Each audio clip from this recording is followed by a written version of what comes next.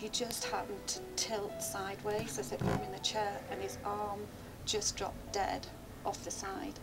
And I went to pick it up, and you don't realise how heavy it is to pick it up, and how he couldn't actually pick it up himself. And then that's when it really, I felt sick in my stomach, and that was when it really hit me.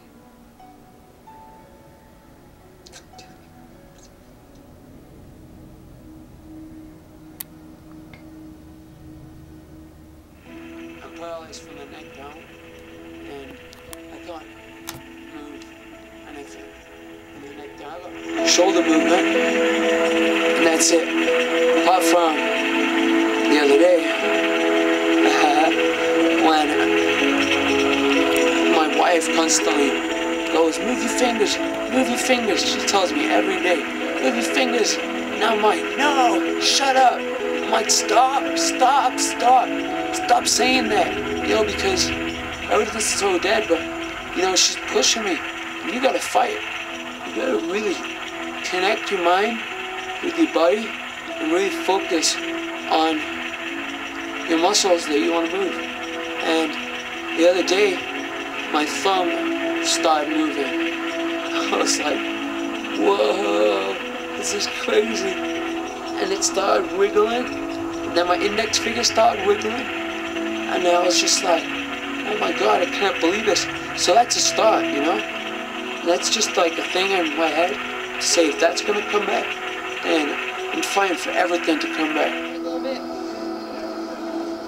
I had the deepest, darkest conversation with him, and it's kind of a tough one. And I said to him, you know, Stephen, you've united the BMX world, and everybody's pulling together for you. You've changed the face of everything that we do, and I really believe that your biggest achievements are now ahead of you. I wish they weren't, but they're ahead of you, and you're going to have to do this now. And I said, so whilst you have all this support and you have all of us next to you and behind you and backing you, you're going to have to do this alone, my friend. This is all down to you now. You know, we're going to do everything within our power and our resources to do everything we can to smooth the path for you, but you're going to have to walk the path. And he looked at me and he said, I know, and I'm going to. I'm going to break all the rules.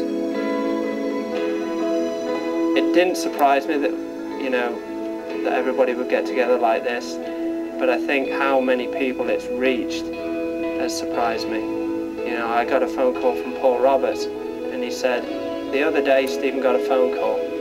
I said, oh, all right. He says, they wouldn't tell him who it was, but Stephen got really mad that he had to come out of his rehabilitation program. They took him back to his room, he got on the phone, and it was David Beckham. And he sat and spoke to David Beckham for 30 minutes. And I was just blown away. If it's reached people like David Beckham, and he's showing some support, then it's just an unbelievable thing that's going on right now. I'm a fighter, you know? I'm not going to believe that I'm going to be one of those people, a quadriplegic all my life. You know, next, I'm going to be a power. You know, I've got my legs back, got my arms back. And the next, I'm going to stand up and walk. And then I'm not going to be labeled as any of these people, you know? Like, I'm just going to be Steve Murray again. And I don't think I'm ever going to compete again on a bike.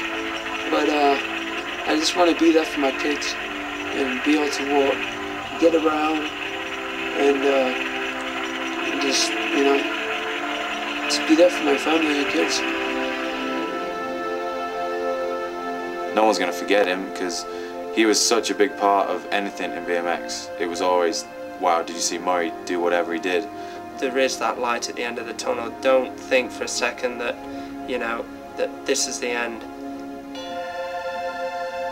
Stephen Murray, stay strong, man.